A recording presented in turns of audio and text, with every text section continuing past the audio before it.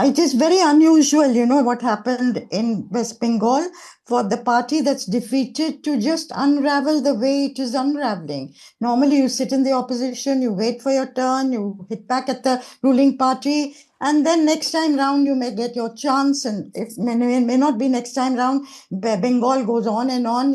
Left was in power for 34 years, Mamta for 15 years. Before that, Congress for decades. So, but this unraveling of a defeated party is a new phenomenon that we are seeing.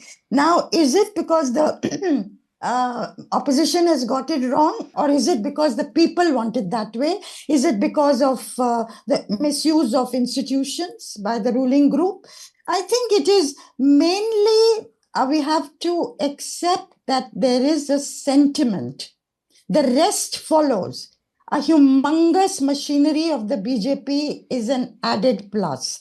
The misuse of ED, income tax, is an added plus to harass the opposition side. But you cannot manufacture a certain sentiment. Now you can build on it. I can say that, if you have the resources, you'll get your optics right, you'll take the message to a large number of people. But there is a sentiment, and somewhere the opposition has got it wrong there.